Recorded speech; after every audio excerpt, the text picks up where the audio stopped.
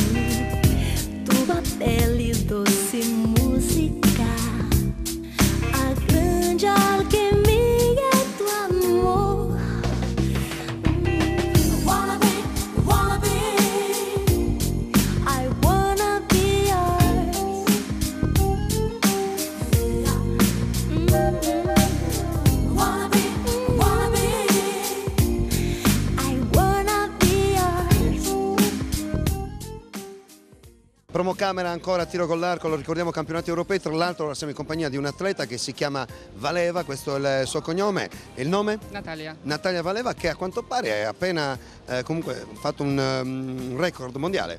Finalmente, mi scappava sempre ultimamente, finalmente ho fatto. In cosa consiste il record mondiale? Significa che in questo momento nessuno batte me. Cioè io dico che per me significa così, che mi sento forte. Mi trasporta in fantasia.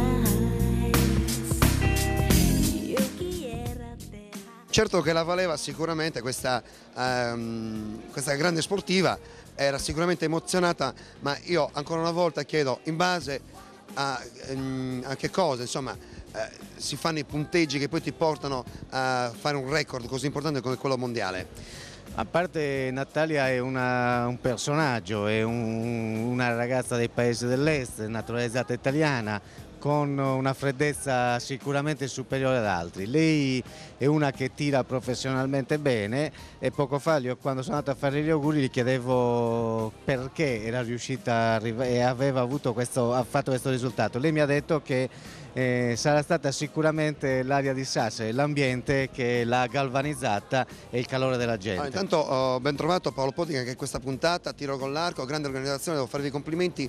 Io ancora una volta cerco di capire, ma anche per farlo capire ai nostri telespettatori, ma questo punteggio in base a cosa viene dato? Il punteggio viene dato rispetto ai punti che vengono fatti durante le 60 volée, le 60 frecce, 30 volée di Quindi vengono qualifica. scoccate 60 frecce. 60 frecce. Queste 60 frecce, cioè, fa più punteggio chi? Coloro che riescono a beccare più il centro? Certo, Per capirci. il centro ha il bersaglio diviso in 10 zone da 1 a 10, il centro vale 10, significa che Natalia Valeva ha fatto 593 su 600, è come se avesse fatto quasi tutto 10 tranne 7 volte che è andata fuori dal 10 ma per qualche millimetro, cioè una vera professionista. Avete sentito insomma un record mondiale, caro Presidente, e anche un record italiano perché c'è qui con noi un altro atleta. Sì, evidentemente a Sassari l'aria è dolcissima.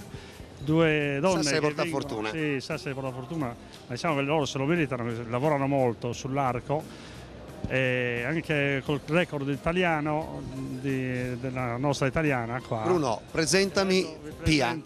Pia. Pia? Lionetti. Ciao Pia, intanto io mi trasferisco a Ionetti, record italiano.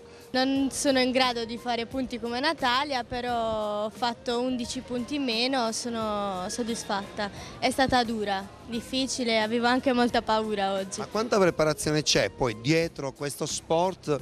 Tanta, perché in questo sport è importante essere ripetitivi, molto ripetitivi. E dietro ci sono tante ore di allenamento al giorno. L'arco comunque è molto pesante, quindi bisogna avere una muscolatura sulle spalle molto forte. Bene, noi ti ringraziamo ancora, complimenti e auguri, speriamo di ritornare anche chissà il prossimo anno qui a Sassari, allora, invece di fare il record italiano un record mondiale, così fatto non ci pensiamo più. Ok.